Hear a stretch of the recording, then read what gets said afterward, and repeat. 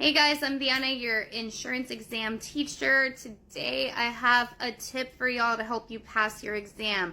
I focus on the insurance exam. So check out my website, theinsuranceexamteacher.com, and get some information about my class, some resources, the practice test, all of that stuff. You can also find this on my link here on TikTok. But guys, tip number 9, this is a page from my ebook that I sell where I give you tips they're going to help you pass any exam you're taking. Insurance exam, teacher exams, border patrol, realtors, real estate exams.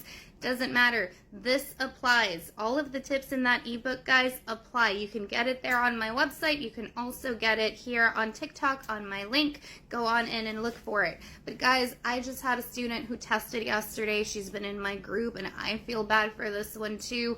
But I know I go over this detail with everybody. I guess I just need to take this on myself too, that I'm going to be going over this in more details with all of them and with everybody I tutor with, because I don't want this happening to anybody else. So she was in her exam. She walked in and she asked her test proctor how long she had for her test. The test proctor said something along the lines of, oh, it doesn't matter. So she thought she didn't have a test time on her test. And I know that when I started working with her a few weeks ago, we go over that, and I tell everybody, your insurance exam, whether you're taking the PNC or the real estate exam or the teacher exam, all of these professional exams are timed. You're going to have a certain amount of time. For your insurance exam, you have like an hour and 55 minutes, an hour 25 minutes, 2 hours and a half, depending on which exam you're taking, depending on the state. So guys, all these details right here, all these tips are good for your insurance exam. They're good for every professional exam. So also, it's your responsibility to know, what are these details? How much time do I have in my exam? That's number 1. Guys, again, you can get this ebook. It's in my link.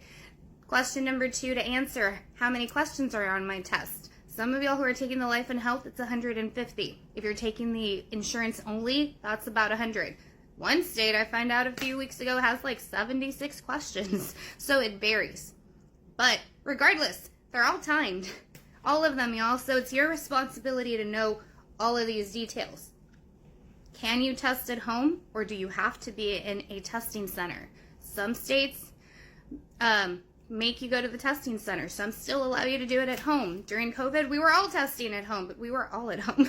So anyways, y'all, these things matter, they are important, and they apply to every exam. And the people at your testing center, please don't rely on them knowing, because guess what? They're seeing several people come in and out all day, and the first person could be doing their real estate exam, the next person could be doing their teacher PPR exam, the next one's doing a health insurance exam, the one after that is doing a real estate exam, and then they're going to have another person coming in doing the insurance exam, then another teacher. Then they don't know. All they get is so-and-so scheduled to come in. They give them their scratch sheet of paper. They give them their details. They set them up. They make sure that their rooms are nice and it's a comfortable testing environment for them. And that is all they are responsible for.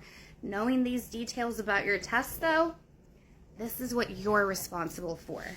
And making sure that you are in the right state of mind to take that exam that day, that is your responsibility. Quick story time. Forever ago, when I was taking my insurance exam, my teacher exam, I needed to take my exam so that I can be certified to teach English. And I studied and studied. Everybody in my school told me it was a hard test. Everybody. I'm not even kidding. I had one English teacher out of about 20 that told me it was an easy test. Oh, you've got this, whatever. Well, they didn't say it was easy, because it's not.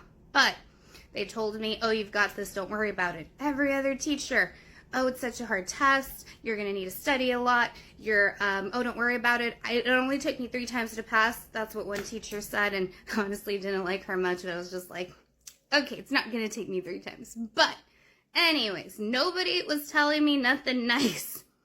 Anything nice. English. Anyways, I was super nervous about it. I was super crazy, like, oh my God, what am I going to do? I didn't sleep a wink that night before the test. My test was scheduled at 7:30 in the morning, and my nearest testing location was an hour and a half drive. So I knew I was going to have to get up at like 5 a.m., get dressed, whatever, and get there. So I can be there by about 7, because you do need to be at these locations a little bit early. So it's another testing tip, guys. You need to be there early, whatever your testing center is. I don't know how many people I've spoken with that'll call me and they're at home at the computers, or they're literally on a Google Meet with me in their like living room. Oh, the testing center's 5 minutes away and they're needing to start in 30 minutes. And I'm like, get in your car and drive there now. But anyways, I was an hour and a half away. My mom saw me that morning and she goes, you're not driving right now, because I was just out of it. So she drove me. I fell asleep. I had 5 hours to complete this test. I did 20 questions and I passed out. I woke up with 40 minutes on the clock. I did 80 questions, 2 essays, a short story thing. Like you're in Texas, the exam to become an English certified teacher is 100 questions. It is 2 essays, 2 short story things where you read a short story and answer, and then you do like little paragraphs. And it was something else, I can't remember, but I had about 40 minutes for all of the rest of it. I came out of there thinking, oh, I fell asleep. I hadn't slept all night. It was a very small location. It was nice and cold, and I'd just eaten a biscuit from McDonald's. So I walked in, I did 20 questions, and passed out. The testing administrator literally sat there on his couch, played on his phone, didn't tap on the desk, didn't tap on my shoulder, didn't come up to me and tell me anything. And of course, I was upset later, like, dude, why did you let me sleep? It's not his responsibility. I paid for my test. It was my responsibility to be right, in the right state of mind to take it, and I wasn't that morning. I was super sleepy and super stressed out and crazy, which is one thing I try to get people not to be or not to feel when they're going to take this test, because they only need a 70 in most states. Some you need an 80. But guys, knowing these details, everything that's listed here, and knowing that this is a professional exam that you're paying for. It's your responsibility, again, to know this, to be in the right state of mind, to study. And our testing proctors at the locations, they're there doing their job, which is to make sure that the location is safe, that it is comfortable, that it is clean, that the person who's going to come in is there from this time to that time. And then, you know, after a certain amount of time, you have no business being there, because there's other people testing. And again, they don't know any details about your exams, because they're sitting there administering 20 different exams in any given hour. Or maybe that's an exaggeration. But please, don't let this happen to you. Whether you're studying with me or anybody else, know these details so that you are not wasting your money and wasting your time taking exams again and again that you should just be able to pass on the first time. So guys, again, check out my website if you're interested in the other tips in my ebook. They're good tips. I'm not giving you the fluff and all the extra stuff. I'm not telling you why you need to do this tip and why whatever. They work.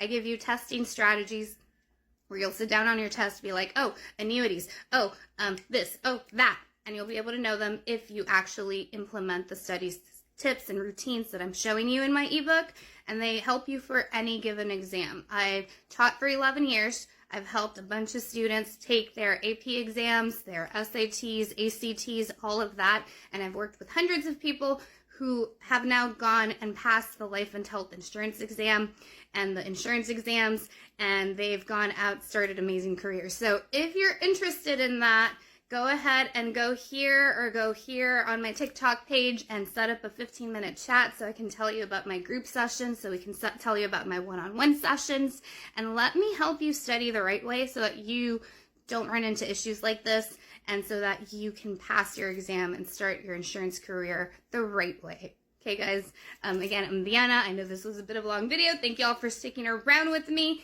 And again, know your details. Huge testing tip right here. Know all of these details. And if you want that ebook, it is on my link here on TikTok. It's also up on my website. If you've got questions, if you're interested, drop it down in the link. Check it out. Drop your questions, y'all.